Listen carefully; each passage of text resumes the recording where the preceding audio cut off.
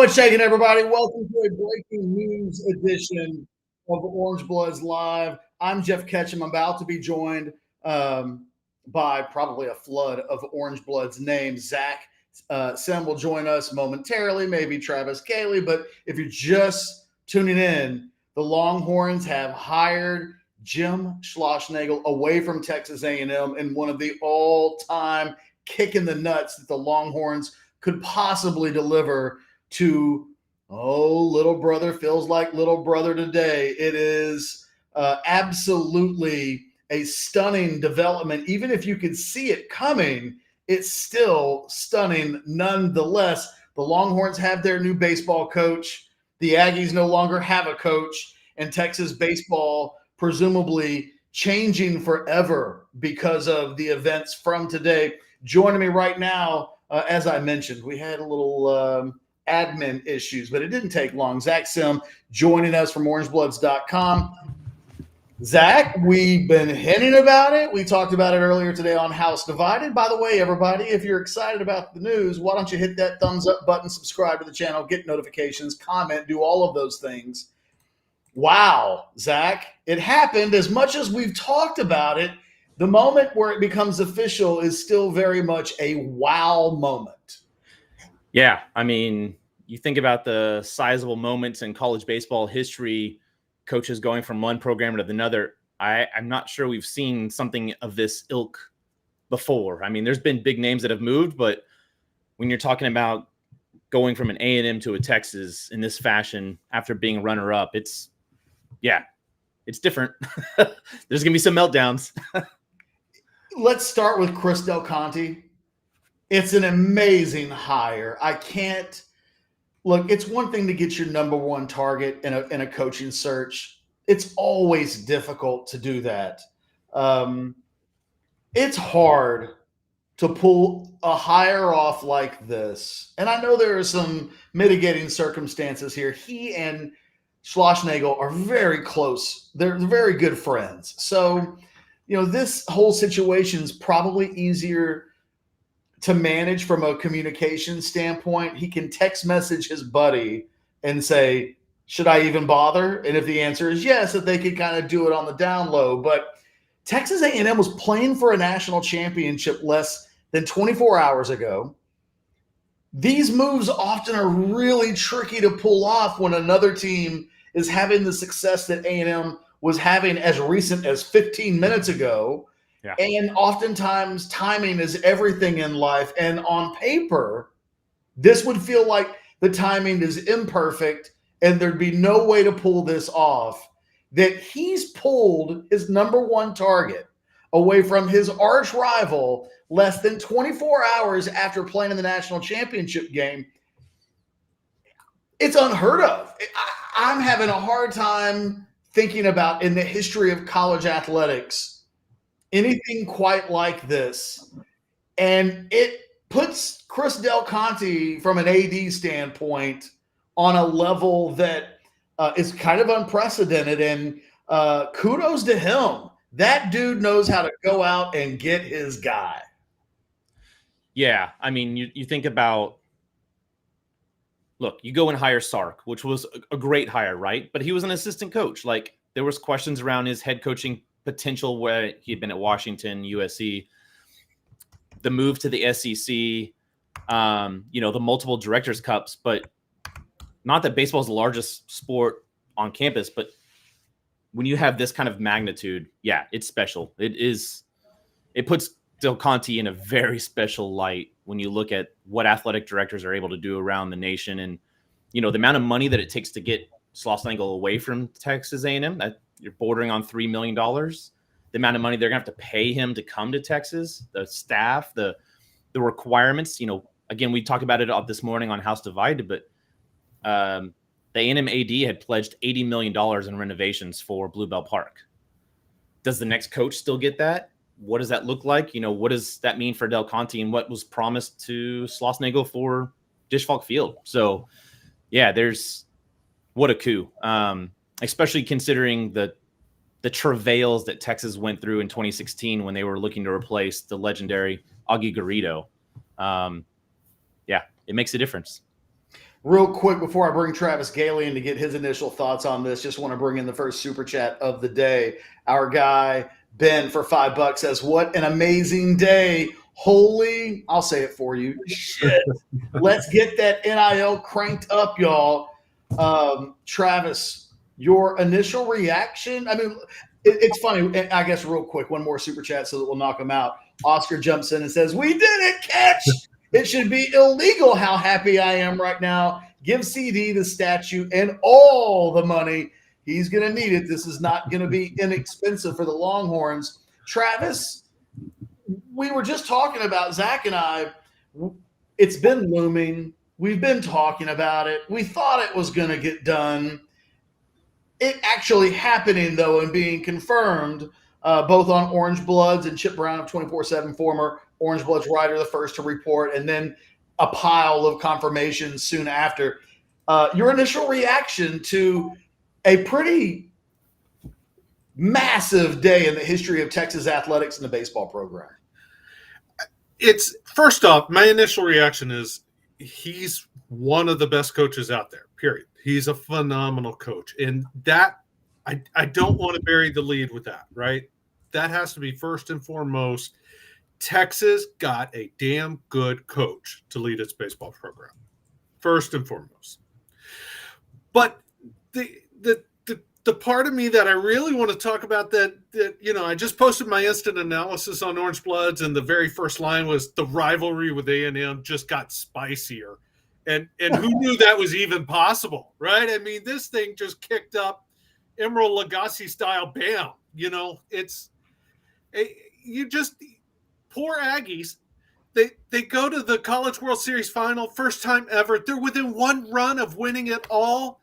First time ever, 85 years, famously. I don't know if Chad's heard that or not, but since they've won one of the big three titles, I know he has multiple times every day. But they're just so close, and Texas swoops in and steals the man who got them there. It's a kick in the nuts. So I know for a lot of Texas fans, I don't want to bury the lead. This is a damn good coach, but it just adds that extra chef's kiss that it's the Aggie coach that they took. Hold on. I haven't done this in a really long time. It feels like if there was ever a moment to do this, this is the moment to do it. For all of the Aggies that are out there, poor Aggies. Sorry. Yeah. Because it's never more appropriate than it is right now, today, right, Catch? I mean, they got their cornbread taken. Yeah. They got their cornbread taken. And I said that I was going to retire that metaphor, but I'm bringing it back, baby. And I stayed away from it when I was writing my piece last night, right? We knew this was coming. I stayed away from it for that reason. But yeah, I still thought about it because that's what happened. Zach, not to be lost, they did just hire a badass baseball coach. Forget about the A&M part of this. This is a guy that just had his team within 3 years at Texas A&M playing for a national championship. He's been to the College World Series, a half dozen times in the last 9 or 10 years. Texas needed a war daddy. They needed someone only the elite of the elite should be hired at Texas to be a head coach. It feels like they've hired one of the top 5 or 6 best coaches in college baseball. And, my anticipation for Texas baseball is that it will be back based on this hire. Say what you want to about Schlossnagle. He gets his teams to Omaha. He gets his teams to compete for championships. It's just massive just on the baseball side of things. Before, as Travis said, before you even get to the A&M side and the rivalry, this is a massive hire for a baseball program that needed it. It needed a real shot in the arm and somebody that puts a guarantee on the box. Schlossnagle doesn't have a national championship guarantee on the box, but he's got I'll get you to Omaha competing for championships guarantee on the box. And that is exactly where Texas needed to start. Yeah, I mean, you look at his history, and I was doing a lot of bio stuff yesterday, and getting the story ready because it was picking up steam. If just taking away from the body of work, right? He's 15 wins short of 1,000. There's not a lot of coaches in the nation that can say that, but if you look at what he's done in the Big 12, you look at what he's done in a very short time in the SEC. He got first in the SEC West once. He got fifth, and then he's got second. Well, this year when he got second, he took him to a runner-up position, and they were realistically 3 innings away from having won the national title this year. Let's not take anything away from this team that he built in a very short time frame. And so, talking to the folks from TCU, talking to people in the industry, I think the thing that can be most excited about Texas is they're not hiring kind of a one-trick pony. They're hiring a guy that regardless is going to surround himself with the best talent, from assistants to support staff to players. And it's not just going to be, we're going to load up on freshman arms or freshman hitters. He's going to hit the transfer portal. He's going to go out and he's going to build the program. And he's already shown he can do that in the SEC. And, Texas going into the SEC, it's a very different animal.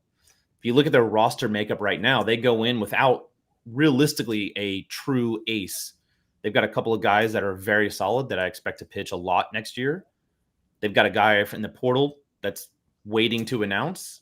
I'm sure this will hasten that. But, if you think about the way that he can build this roster up, fans have to be super excited. And yeah, to your point, Catch, like if you look at the top 10, top 5 coaches in the nation, even without the national title, he's absolutely right up there. I mean, he's one of the guys that you look at every year and you go, yeah, he's going to give you a chance to be in Omaha. And that's all you can really ask for, right? You get to Omaha and you let the cards fall where they do, because it's extremely hard to win in baseball. We all know that, but getting to Omaha is, just one piece of the puzzle, and not a lot of people can do that. So Zach, from your standpoint, now what? Where the hire is made? By the way, I guess real quick, let's sneak in a $20 or $10 super chat. There are echoes of poor Aggies taking place here. Yes. CDC or College World Series Championships number 7 within 3 years. Shot called on page 75 of the Orange Bloods chat, and give Zach a raise. Is that what that says, or does that That's say? What that says. Does it say give Zach a raise, or it says catch? Yeah. Does that give Zach and Catch a raise, or does that say? I don't know. Somebody give me. I think he's missing a comma. I think it's and give Zach a raise, comma, Catch. Because I didn't see a comma, so I thought like we were all getting raises. Zach, tell me from your perspective what comes next.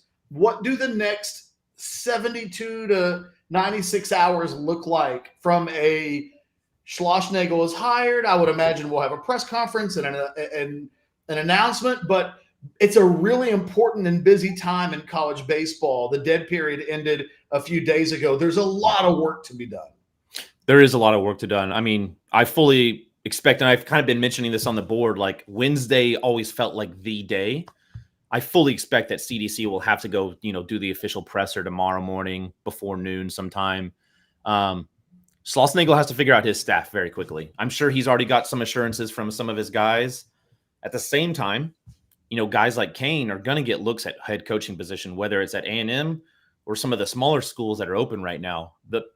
Like I said, he has a superstar staff that he at A&M, or had, I should say now.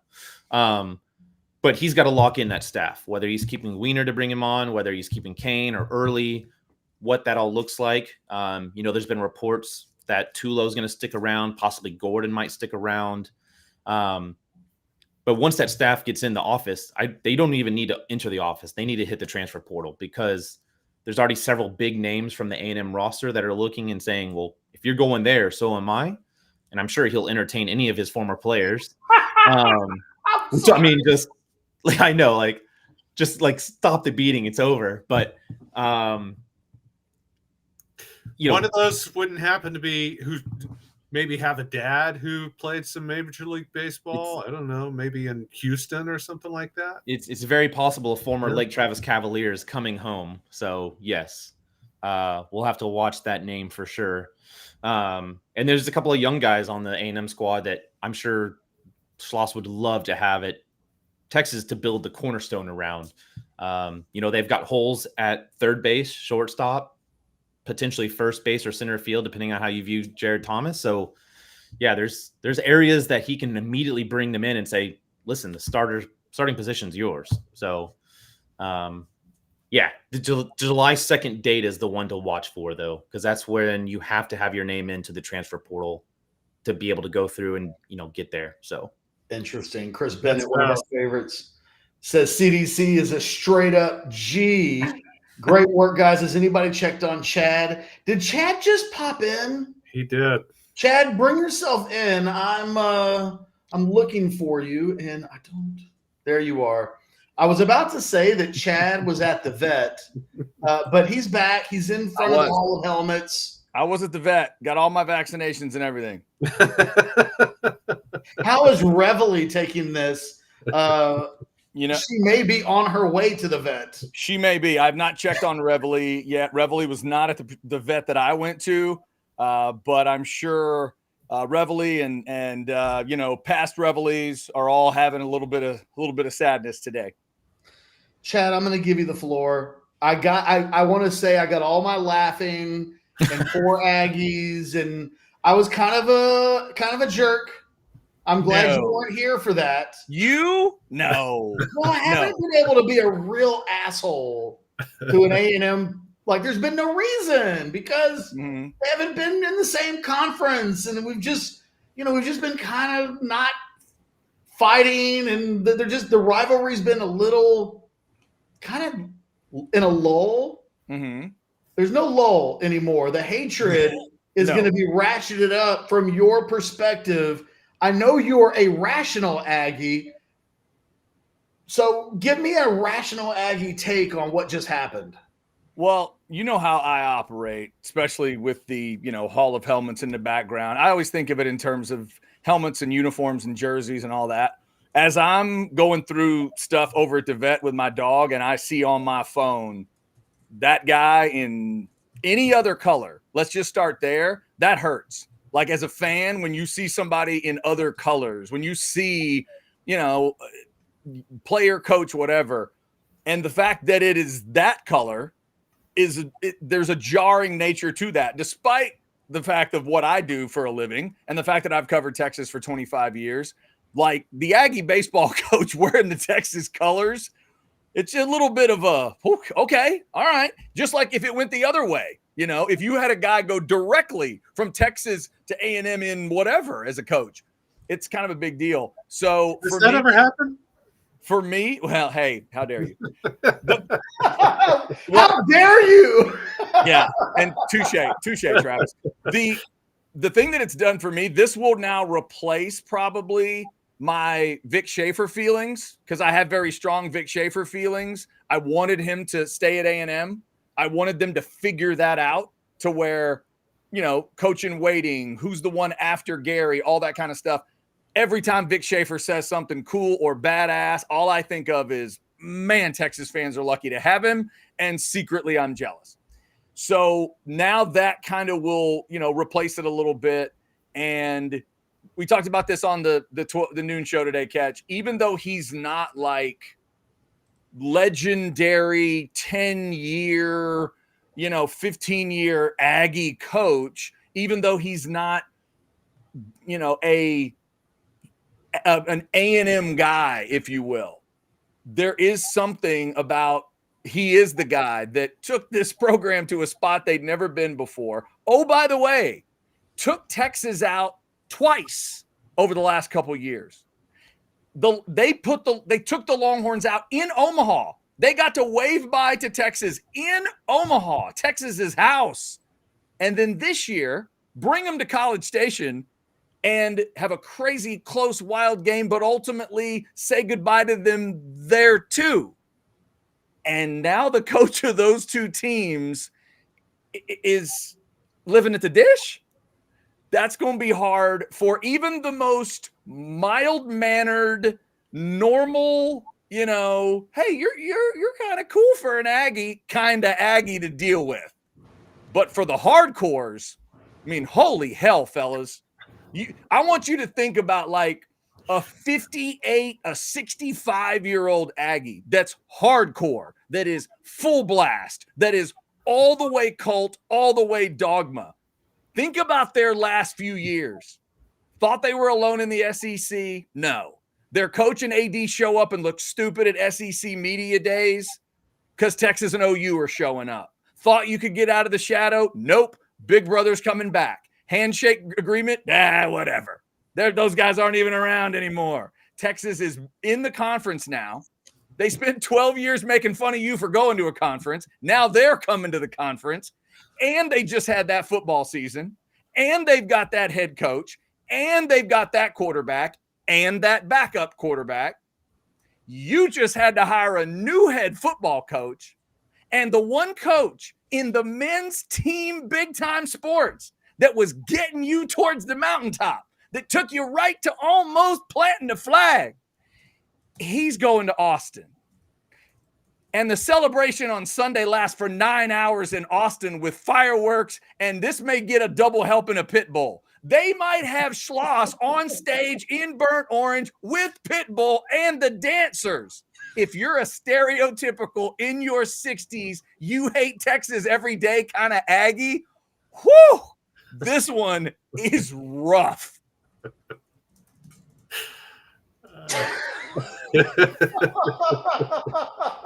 There you have it. And we all know those Aggies. And what's next? It sounds like the entire Aggie staff is coming to Austin right now. Wow. Well, and Zach, I was going to ask you kind of what you were hearing along those lines, because the other part, you discussed this on the 12 o'clock show. It is those assistant coaches too. And A&M fans would have hoped, can you keep, like every time they show on TV, when they show Coach Wiener and those players, when they show him go out, you can feel the connection, can't you? You can just feel it dripping off your television. You're like, oh, God, those kids love that guy. And that guy loves those kids. And he's like a dirtbag baseball guy. And he's my guy. And now he's Texas's guy. That's the other, like, you talk about not just a Sunday catch, but it's a Sunday with, do you want nuts on that? Yeah, I think I do. What about a cherry? Make it 2. How about extra whipped cream? Like, it's just done up perfectly now that you're getting this. You're not just getting him. You're going to get the full culture he's built. And oh, by the way, there's a transfer portal out there. I don't know if y'all know this. There's something called the transfer portal, and the Aggies have more freshmen and sophomore talent than they know what to do with. But I'll bet you Schloss knows what to do. Wow. You know, I put up that instant analysis piece, and the first thing I talked about is the coaching staff. I mean, the staff he's got now are studs. Max Wiener, Nolan Cain is a rainmaker when it comes to recruiting. Always has been. Was it LSU? Was it A&M? That dude makes it rain. He brings in the studs. Max Wiener is a star. But here's the thing. Even if they weren't coming, and I'm glad to hear they are, that's the best news tonight, by the way, that it's not just Schloss, it's the staff too. Even if they weren't, Schloss knows how to hire coaches. You go through and look at his coaching tree, guys who are coaching right now in D1 baseball, starting with the new national championship coach Vitello at Tennessee. It's a long list on his coaching tree, and we haven't seen that out of Texas in a long time. As awesome as Aggie was, Aggie didn't have that from his staff of Texas guys going out and becoming – Skip Johnson, I guess, is maybe the biggest name that we've seen leave Texas and become a big-time coach. And even that's debatable how big-time he is, right? I mean, OU won the Big 12 this year, but are they really big-time? No. So Schlossnagle's the number one thing he does, the very first thing he does, he finds good talent and he hires it to be on the coaching staff. Max Wiener's not going to be here long. That guy's going to get his opportunities. Nolan Cain is not going to be here long. That guy's going to get his opportunities. But Texas fans don't need to worry because he's going to find studs to come in, back him up. But to have him come in this year, to have him on that stage Sunday with Pitbull, that is a big damn deal. That thing might go 15 hours now. They might wrap it over till Monday and just keep dragging it out. Oh my God. Just do the parade from the party over to not DKR, to the baseball, Dish Falk Field. I mean, because the party's going to last for a long time. Yep. And it's just getting started. Yeah. And, we mentioned it this morning when I said that Schlossnagle had put together not just a good team this year, but next year, if you look at the talent that had on the squad, it's a top 5 squad.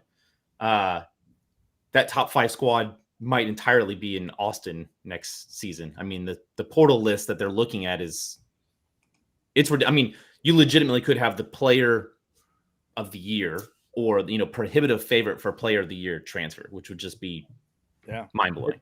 It's funny, Zach, as I'm watching through the early parts of the tournament and into Omaha as an Aggie fan, every time I saw the word freshman, I got so excited. Every time I saw the word sophomore, I got so excited. But now Aggie baseball fans are going to go up and down that roster and be like, wait a minute, he's a freshman, he's a sophomore. What is he, whoever that is, about to be in the portal? Like, if you're watching these games, you don't even need to know a name. The first and second guy that grabbed a bat, freshman and sophomore. Yeah. The first and second guys. We're creeping up on almost 3,000 people watching live on YouTube, Twitter, all the various platforms where the video is showing. So do us a solid, hit that thumbs up button. Like, if there's ever a moment to hit the thumbs up button, it would be now. A couple of super chats, and then I want to circle back to something. Tom G says, can't wait to see or hear Luch on this one. Just a reminder, who is your daddy? I know what you meant, Tom. LOL. I'm assuming that's a who, right? Not a how. No, he didn't stick the landing Kerry Strug style, but we understood what you meant. And real quick, Oscar jumped in and says, it couldn't have been just money because A&M could likely match.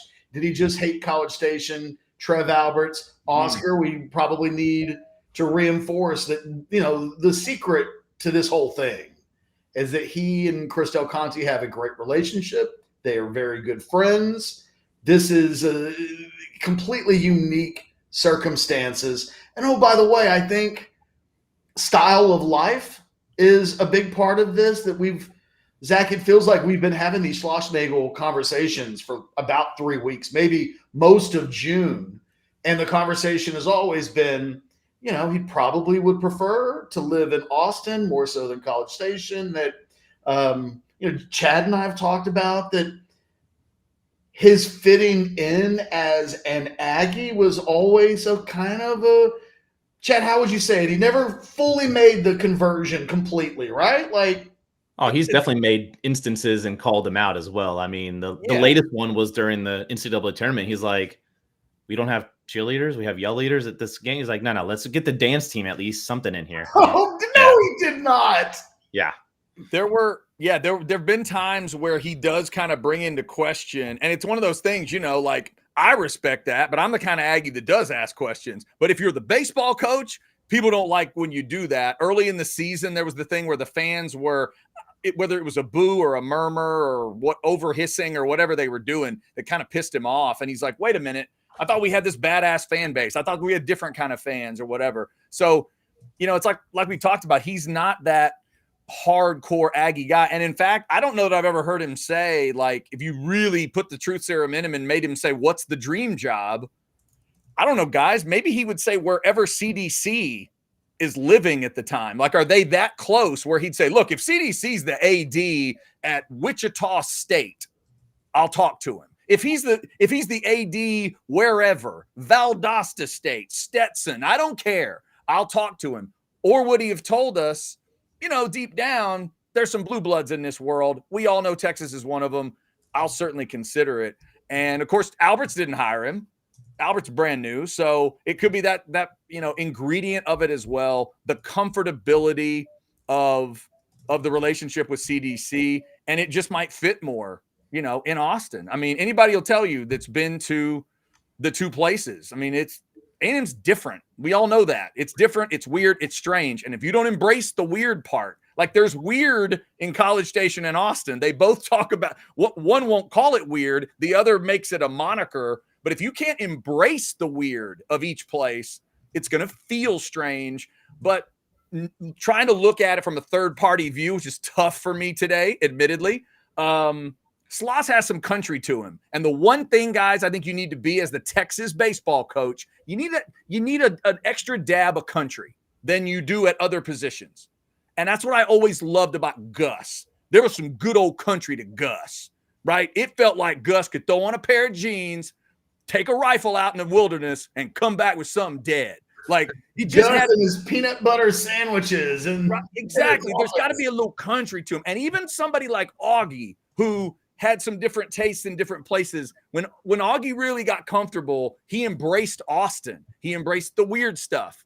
He had his own version of weird, and it all kind of melted together. But there was still some country to Aggie. When he walked in that locker room and started screaming that day and they caught him, you're like, yeah, that's the Texas baseball coach. It just feels right.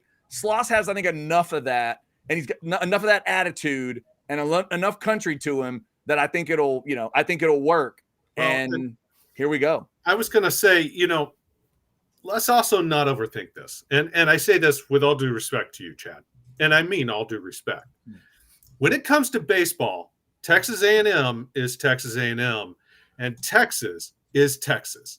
Yep. This is one of those jobs you don't pass up if you can get it. You just don't. You're not going to stay in College Station if you can go to Austin because it means something. That name on the front of the jersey without the little Aggies written in small print below it means something.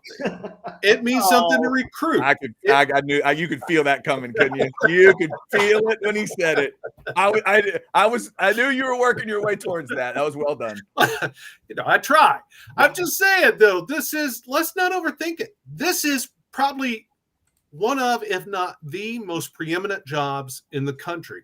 There's a reason even the LSU coach would have jumped at this if he could have. And that's a hell of a job too. I mean, it just is what it is. So yeah. And Travis, that's the thing where the truth, sometimes the truth is tough to deal with for any little brother, any sort of lesser historic rival. But man, when you take that Aggie dogma and that Aggie cultishness and you really inject that into it, it's just tough for them to see that stuff. They don't want to hear it. Yeah. They want to, they want to believe. I've heard the discussion about A&M wants to be a blue blood and they want to act like a blue blood and they want to live in the neighborhood with a blue blood and all that, but they're not. And it's just tough for them to deal with it. And this is one of those where when one of the elite, especially this sport, and you bring it, it's a great point. This sport has just a few big dogs. We all know who they are.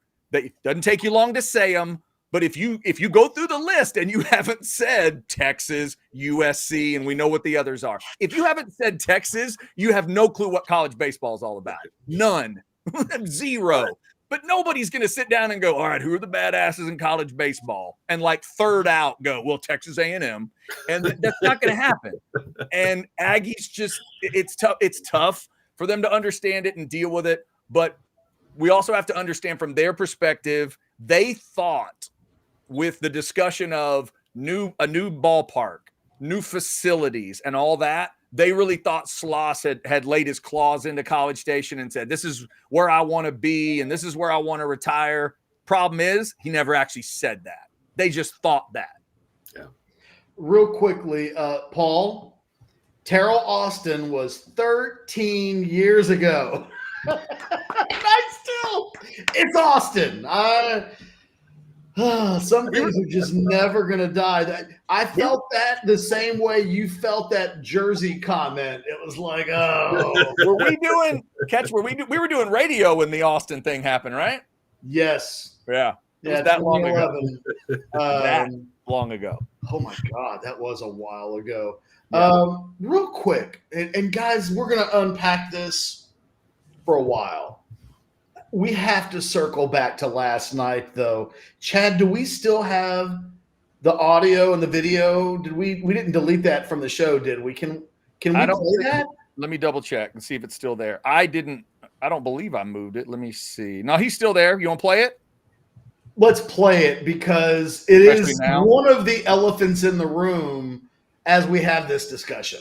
Okay. And for the record, when it's done, if we come back and I'm crying because it's the last time I'm ever going to see him in this uniform, you'll understand. Here we go. About a specific job opening, what do you have to say about your future in Aggie land? Yeah, I mean, I think it's pretty selfish of you to ask me that question, to be honest with you.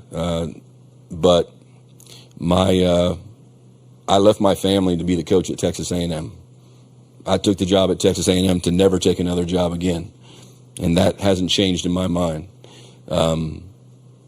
That's unfair to talk about something like that. That'd be like you asking Montgomery if he's going to sign in the draft. But I understand you got to ask the question, but I gave up a big part of my life to come take this job, and I've poured every ounce of my soul in this job, and I've given this job every single ounce I can possibly give it. So write that. Coach, thank you very much. You missed the very end. The mic didn't pick up as he walked out of the room. Write that. And somebody get me CDC on the phone. That was right as he was walking The thing is, Chad, I think he would. I knew last night when I saw that, barring a complete reverse of course, he was coming to Texas. You can hear what he would tell an A&M fan is what he said in that press conference. I've given you everything I've had for 3 years. I gave you everything. You didn't get cheated in 3 years. I gave you everything I had, but he didn't say no. He didn't say, I'm not going to Texas. I thought he said his goodbye message in a certain kind of confrontational way, but you could, we've done this long enough to know what these things are. And Chad, you mentioned it earlier. These coaches, all the decades go by and they haven't quite learned how to answer that question fully, that it's so disarming to them. They are typically wired one way, and then you get that question and it's almost like, well, I can't tell the truth, but I can't lie. So what's in the middle of those two things? Is that press conference clip, is that something that just is going to get brought up forever in College Station, or does that part of it go away at some point? I think for the people that heard that, for the Aggies that heard it like they were, and they thought they were hearing Nick Saban say, I'm not going to be the Alabama head coach, it'll still bug them and it'll come back and haunt them. I think because you got to really be a nuanced fan to hear those little, the little key differences. Because essentially he was saying, here's the way I looked at taking the job, and I feel like I've given them everything. And frankly, media guy, what I'm saying to you is you're putting me in a rough spot here because I can't say what I really want to say, because it would hurt Aggie fans if right now I said I've been talking to Texas. I can't say, I don't know how to deal with it. All he had to say was, man, everything's so fresh right now. I'm trying to deal with this loss. I plan on being at A&M. He could have said it a lot of different ways. All I'm thinking about is tonight. Right. All I'm thinking about is tonight and these players. I'm thinking about the players in the locker room. I appreciate why you have to, and he didn't have to say selfish, just like Roy Williams didn't have to say the question was rude after a game. It's not rude and it's not selfish. It's just a question that's getting asked. And if you don't know that, it's on you, the coach. You need to know how to deal with it. And that's all he had to do. I'm just focused on these players. Right. This is the last time we're ever going to be together, y'all. Yeah. I'm just dealing with that. Until they join me in Austin. I mean, no, this is the last time. No, that's not the part that he's, until I teach him Texas fight. No, that's not what he said. But that's all he had to deal with. But yeah, Catch, it'll get used by some, but I think most people would understand. Most sports fans understood that he walked the line. He walked that little bit of a tightrope. He learned his lesson, and you brought it up earlier today. He learned his lesson when he was leaving TCU. He said, I'm not interested in any other job. Well, that's definitive. That's being emphatic. There's no reason to do it unless you mean it. That's what I would say about my marriage today. I am not interested. You can't sell against that. Not interested. What you can't do is what he did, and that is dance a little bit. But If he doesn't dance, he wouldn't have the job today. That's the key. Because if he didn't dance catch and he said, I'm not interested in any other job, CDC might have flipped out behind the I don't think scenes. so. I think he still would have hired him. He still probably would have. But you know what I'm saying? There's a chance. Like I said earlier today, just ask Mac and Nick Saban and Kirk Herbstreit what can happen when you say stuff and it may not even be real. It may not be an actual thing, but it can freak everybody out sometimes and stuff starts moving. But it's one of those that they're gonna, the hardcore of the hardcore Aggies are never gonna forget it. And, you know, after a key baseball series, if the Aggies take 2 out of 3 or sweep a series in College Station, will they maybe play it on the Jumbotron? Maybe they might. Real quick, I want to wrap this up because we're going to have days and weeks and all kinds of stuff. Real quick super chat here. Chad, when did you realize you were a fan of Little Brother? Honest question. Come on. Matthew, let the man mourn. Let the man mourn. Oh, my God. Justin, I don't know what you wanted to super chat. I'm going to look for it. Oh, here it is. Thank you, Justin. Bro, Wikipedia is savage. It changed. I mean, just bam. Well, and the other thing that's crazy, guys, is remember the old, I don't even know. Let's see. I maybe 3 of us are old enough to remember this and 1 of us isn't, because Zach, you may be too young for this. But there used to be a day where you couldn't like Photoshop a new uniform onto a guy. They didn't used to do that. You couldn't do that. You had to wait for the presser. You had to wait for him to go to Austin, to be put on gear, put the logo behind him, and then the former fan base gets to go crazy. This was an instantaneous, like I finished up the show earlier today, and deep down I'm thinking, this is probably going to happen. I'm going to have to get used to it, and I'm going to see him in that uniform at some point. I didn't realize it was going to be like 2 hours later, and it flashes up on my phone, and it's like it's just so quick nowadays. So the best part about all of this is, one, he wears the exact same number as Pierce, which is just another level of hilariousness, right? Like they're both shorter guys. They both wear the same number. But I was texting with some folks that were in Omaha, and I said, if he really wants to go out right and really just take it to the Aggies, I said, look, he wears the same number. He could just have a reversible jersey. So final pitch, just flip it over. The double 22. Oh my God. You know what, Zach? I thought about it too. So that's good. But yeah. I can't remember when it was. When did it occur to me? Sometime in the tournament, not the last 2 games, but sometime in the tournament when the rumors were kind of starting to flow. I remember thinking that. I was like, isn't that the number Pierce has been wearing at Texas? I think it is. Yeah, that's crazy. Google Scholar says only the first of many times we go in naked. What does that say? We go head on Aggie? Naked head on Aggie. Naked head. Naked head. Spit on that thing. I know.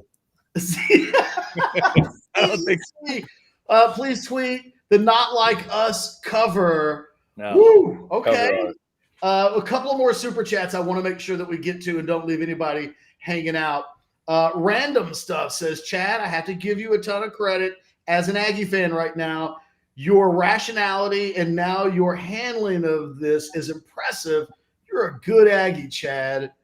Hook 'em. That feels condescending, even if he didn't mean it to, but thank you. I know he didn't mean it to be condescending, but you're a good Aggie. You're a good egg. Hey, I've heard all through the years, I've gotten these weird compliments like, you seem too cool to be an Aggie, or you're okay even for an Aggie. I've had a lot of those. So I'll take it as a compliment, random. We definitely appreciate the super chat. Gabriel for $10 or $9.99 says, I don't know if y'all talked about this earlier, but any word on if Schloss will bring assistants or players? How do y'all think this affects the portal in general for us? We did talk about that. Zach, you want to just 30 seconds circle back around on that? Right now, it sounds like the vast majority of the staff will come. Noah Kane is going to get a look at a couple of smaller jobs potentially. but it's looking like the vast majority of the staff is following Schloss to Texas. And then as far as the transfer portal, transfer battle away, it's going to be mayhem for the next week while the Aggies current players figure out what they're going to do, what Texas staff now figures out what they're going to do. But yeah. Real quick, another super chat. They're just flying in. This one from John. Oh, no. I just got a text message from one of my number one sources. Yes. He's still texting me if you guys can hear the ping on my computer. I didn't bother him today because I felt like, you know what? We got the goods on this. Like, I don't need to sometimes I just need to let source.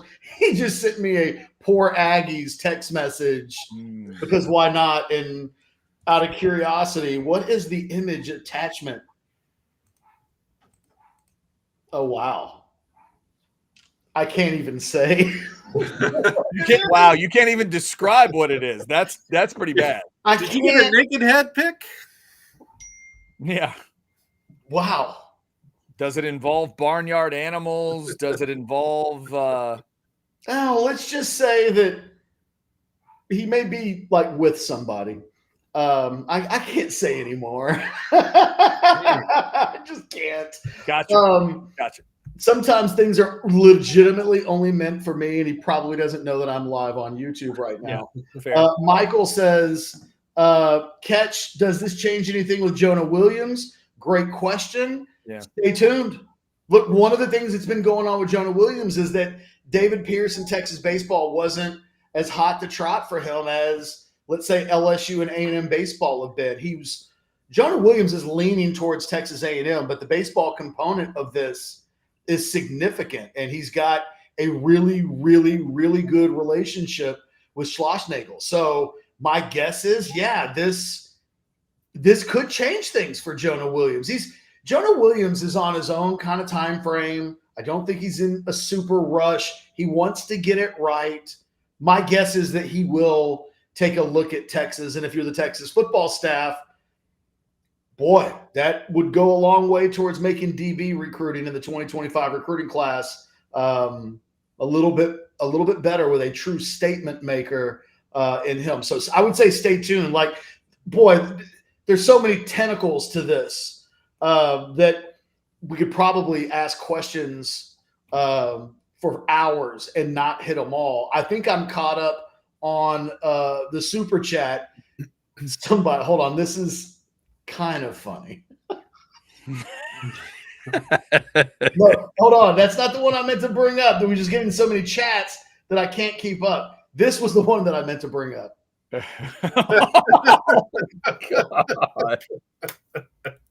God.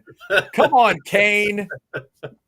At least if you're going to make the joke, I think his specialty is safeties. Come on, if you're going to get it right, if you're going to hey, I would take him as a safeties coach for damn sure. Yeah, it's true. I guess there are some Texas fans that might do that. Travis, I know you've got a question for Zach. Go for it. I did, and it's from our own Anwar Richardson, who hopped in the chat earlier and pointed out, the transfer rule in the SEC about how you're not able to transfer within conference after February 1st. But the question I had was for Zach or even you, Catch, does that apply to baseball? Because the baseball timeline is different. Baseball is a completely different timeline. Yeah. Okay. So transfers hitting the portal, they can transfer within the SEC and there's no problem. Yeah. So they have to enter their names in for baseball at least by July 2nd. Obviously, they can take as long as they want to decide, but by July 2nd, they have to have their names in. But because there's a coaching change, I believe that NCAA still grants them that like crazy 30-day period where they can. So July 2nd realistically is only for the current players, but Texas can still go after any of the A&M players that decide that, hey, they're going to take an extra week and figure out their next plan, because A&M's not going to have this is also kind of the brilliance of the timing of CDC, like just diabolically, like transfer portal is just about closing. So A&M's got to get their gears in motion to try to figure out who's going to be the head coach, because they're going to be behind the ball no matter what. So it's going to be interesting. Yeah. Let's see. For the record, Chad. Just for the record, I wasn't being a douchebag. I didn't say he was being a douchebag. I said I took it as a total compliment, so I took it the way you meant it. No worries. By the way, Zach, just double checking something that I've been reading. Any truth to the rumor that if your last name has more than 3 syllables, you cannot get in the transfer? Hang on, Laviolette. Is it true that you can't get in the transfer portal if your name is too long? Is that true? No. No, I mean I think it's a first come first serve basis. There's only limited route now. I see. Well, I thought it was the double capital letters in your name that prevents you. Right? That's what it is? Yeah. That was one of the that's now one of the first guys I think of, Zach. If it's going to truly be, Schloss and the entire staff, then you just start thinking about those players. If they are connected to the staff in a certain way, I'm sure there may be a player or two that would tell us, I came to A&M to come to A&M, and they might stay, right? The bubbles, I'm into bubbles, right? I don't know. But, the Laviolette's the first guy now that pops into my head of like, okay, is Jace Laviolette interested in a transfer portal? This is the dude that made one of the biggest plays in the College World Series for the Aggies, and could he be headed to Austin? And I'm just going down the list of, I got to double check, like, is Jeff Kent's kid a sophomore or junior, or does he, would he want to transfer? There's just now this list, forming in my head. And obviously it's going to be a list that forms in Schloss's head too, of who you might want to grab. I mean, if you think about their roster makeup, the first kind of 3 names that should jump off the A&M roster are Caden Kent. He's a local kid, right? He went to Lake Travis High School. Right. Gavin Grahovac. There's an empty place at third base. There is no Peyton Powell waiting in the wings anymore. So instantaneous starter. And then you look at Justin Lampkin, the starting pitcher. What he's done under Max Wiener, the pitching coach, has been nothing short of amazing in the season. Certainly Jace Laviolette is a name you're going to have to watch. Now, where it becomes interesting there is around the guidelines in Texas around what you have to accomplish at a certain university in order to transfer into a state school like Texas. Just so it becomes very difficult to get juniors in is where I'm going with that. I was going to say freshman and sophomore, really easy, or seniors, right? And so juniors become that really, really tough because if you're not going to graduate with 50% of your degree, you're not going to be eligible. So Laviolette may actually be excluded from the list purely because of that academic standards that the NCAA puts in place. And let's face it, he's one more year and then he's going top of the MLB draft. There's less incentive for him to jump. He's prohibitive of the player of the year next year. I mean, he's that good. The super chat is Tulo staying. So by all accounts, now obviously news changes every day as we've just seen in the last couple hours, but from what we've heard, yes, Tulo is going to be staying on as director of player development. So was there anybody at A&M that would take that job, or like it's one of the, I guess though, here's the elephant in the room. This didn't happen in the last 48 hours. So it goes back weeks. So Tulo, if part of the support staff that he would bring with him was in Tulo's position, then Tulo probably leaves, and knowing that, look, I'm going to get replaced. He wants to bring in his own guy. So sometimes you can kind of decipher where things stand by a little bit of logic. We'll never find out how long ago the first piece of contact took place. Yeah. Because they can't say it out loud. Yeah. But boy, there are going to be A&M fans now that assume the worst. And they're going to say, Texas kind of known that they were going to get rid of the baseball coach for a while now. Just how long have the wheels been in motion? To put it in context, late April, early May. I was about to say, Zach has been talking about this and this name going back to the spring. So. Yeah. Which also brings this idea up, guys, in terms of mental focus. Can you imagine how much of this past season did that guy coach Texas A&M baseball, knowing deep in his soul he was going to be coaching the Longhorns next year? It's unbelievable compartmentalism. I mean, they were number one in the nation at that time. So right there you go. They were the number one team in the nation at one point. They came pretty close. I'm not going to say that close. Maybe it was more like that. They came close to knocking the number one team out and taking the national championship. If he pulled that off, knowing he was going to be in Austin next year, that's crazy. That close is accurate because that's about what it was with that slide in at home plate. Jesus, Travis, man. He's right there. Can you think of another situation where you're the fan of the catcher and you're more sure than he's going to get tagged out? Like, I watch that play over and over and over again, and I hear it described by the announcers because they're nice people as what an amazing slide. And all I think of is, no, that's not what that is. That is a catcher that has to tag somebody, and he just didn't. Hey, guys, the last thing I'll say before we wrap things up, in part because I'm supposed to have dinner downstairs in 8 minutes at my hotel. I think this happens if A&M wins the national championship. Like, this thing clearly was down the road. Mm-hmm. This is less than 24 hours. I guess the baseball game would have just started or close to being started last night. Wasn't it? First pitch 6:30? Yep. It was a 6. Yeah, they came on air at 6 o'clock. Yep. So we're talking less than 24 hours. This can't happen. There's no the courting was already done. If in a world where we're going to let him finish out his season before we contact him, this may take some time. Maybe you wait until there's a parade, or they had this done. And the only thing that maybe would have made this even more fascinating is if A&M wins a national championship and then he was leaving regardless. Today's news tells us he was leaving, I think, regardless of what happens last night. And in the end, the story is they don't win the national championship. They come very, very close. There's a part of me, when we're done doing this show, I will stop tonight and think, how much worse or better?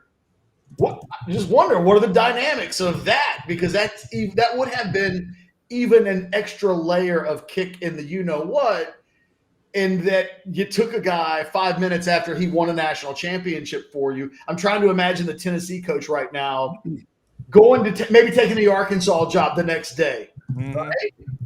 Like, how would that have been perceived? It would have taken a little luster off of a national championship. It's just wild stuff. I don't see any more super chats.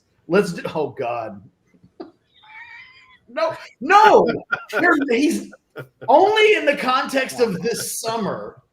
Drake does have a lot of number ones, so oh Jesus. He does. Like, I'm not the biggest Drake fan in the world, but I've got a playlist on Spotify, and he's won some championships, is all I'm saying. It hasn't been 85 years since he topped the charts. It is not. And yeah, that's well done. So Travis, you're never invited to House Divided ever again. I know I earned every bit of goodwill I ever had with Chad. Just go on. One day. Catch, I think the answer to your question, or thinking about if A&M had won it all, we've seen it in pro sports, right? If the series next year was in College Station, they would just have a ceremony, right, to present Schlossnagle with his ring. That's how it would work, right? He'd walk out there in the his Texas baseball uniform, and they would present him with his ring, and the crowd would give him his proper due, and the bubbles would fly, right? That's how it would work. Oh man, maybe. Don't stay at the Ramada Inn next year. If you are the Texas baseball team, everybody might get poisoned at that point. To that point, by the way, Message Board Geniuses has already tweeted out a meltdown alert with TexAg's responses, which are just gold. These are the old dad Aggies. Did you see the Barstool tweet? They got taken down. One of them said, "You are a grade A piece of shit. See you next year at Bluebell Park, you sack of." Another one saying, "I'd gladly punch that guy in the face if I could. F him." Damn. Yeah, I mean, it is a full-on meltdown. Look, We're going to have wall-to-wall coverage of the – Zach might as well just get ready to live on Orange Bloods Live for the next couple of days. I'm sure Anwar and Alex will want him in the morning. I'll go ahead and put in our official request for 12:15 tomorrow. This story isn't going away, and there will be developments. Oh, wow. I'll let Sandman, because he's a regular, get the last one. Daddy is home, Aggie. Daddy is home. Damn. Good Lord, Daddy. Guys, is hit home. that like button, subscribe to the channel if you haven't already done so. Get notifications. I'm going to sign off for us so that I can get downstairs and go to Morton's and have a nice dinner. And who knows, maybe I'm not even going to say it. Chad's taken enough punishment in the day. For myself, Chad the punching bag, Zach the newsbreaker, Travis the shit talker, we will / comedian. Chad, you need at least 4 margaritas tonight. 4. Don't get Maybe 5. margaritas. You've earned them. For all of us, and look, man, over 4,000, over 4,200 watching live right now on YouTube and Twitter and Facebook and all of our platforms. Thanks for giving us your attention tonight. Huge news. Texas has a new baseball coach. He just happens to be the guy that was at Texas A&M. God, it's still staggering to think about. You guys have a great night. We'll talk to you tomorrow.